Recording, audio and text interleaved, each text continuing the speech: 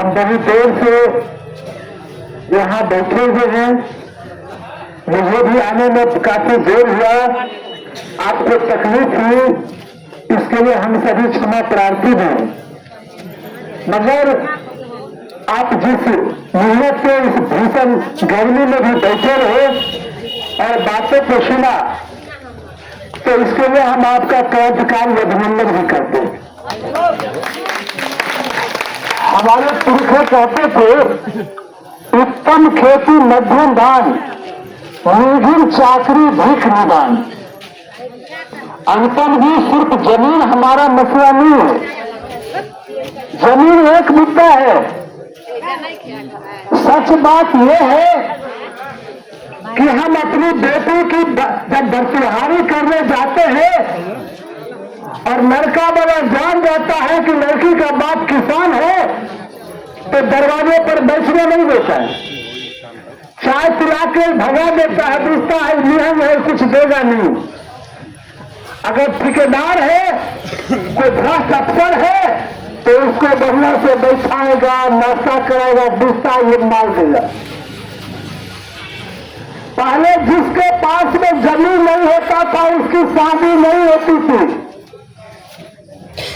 और आज जिसके पास सिर्फ जमीन है उसकी शादी नहीं होती। हम किसानों की ये दुर्दशा हुई है। हमारे पुरखे खेती उत्तम था और आज सबसे निर्घिन हो गई, तो क्यों? क्या हम सब कामचोर हो गए? हम लोग कुछ नहीं करते हैं। हमारे पुरखे बहुत मेहनती थे, इसीलिए उनका वो सम्मान था, और हम सब कार हो गए, बुजदिल हो गए, इसलिए हमारी दुर्दशा नहीं। हमारे देश में जब 30 करोड़ की आबादी थे, हमारे पुरखे 30 करोड़ लोगों को पेट भरने के लायक अनाज नहीं पैदा करते थे। विदेश से अनाज आता था, तब हमारा चूल्हा जलता था, और आज हम आप 130 करोड़ लोग को पेट भर करके विदेश में अपना अनाज सप्लाई करते। ये किसानों ने मेहनत करके अनाज पैदा किया है।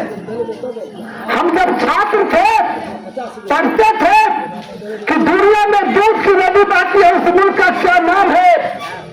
परीक्षा में सवाल आया था तो मैंने डेनमार्क लिखा था।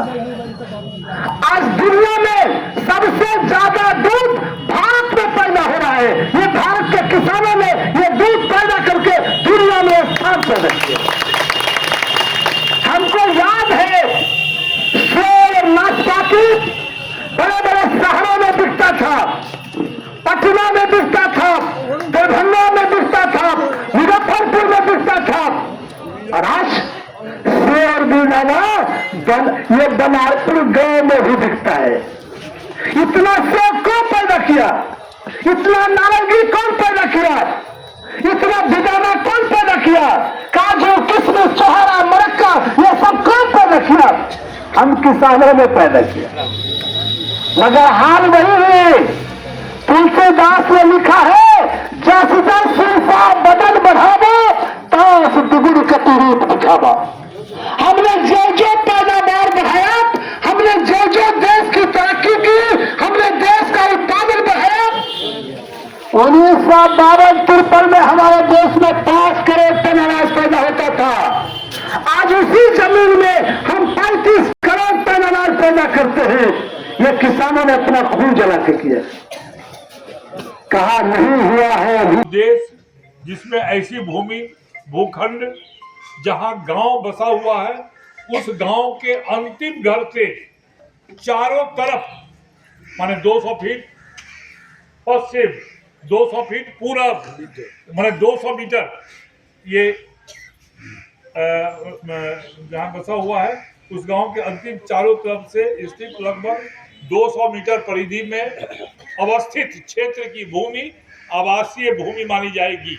यह भी सक्षम अधिकार द्वारा बाजार मूल्य निर्धारित करते समय विचार किया जाए। पर जो रेट डिसाइड करते हैं, रेट डिसाइड करने वाले जो सक्षम अधिकार हैं, वो 200 मीटर का जो एरिया है पूर्व, पश्चिम, दक्षिण, उत्तर, वो एरिया को मद्देनजर जो है वो उसका जमीन का जो प्रकार है वो विचार किया जाए, किंतु उक्त विधान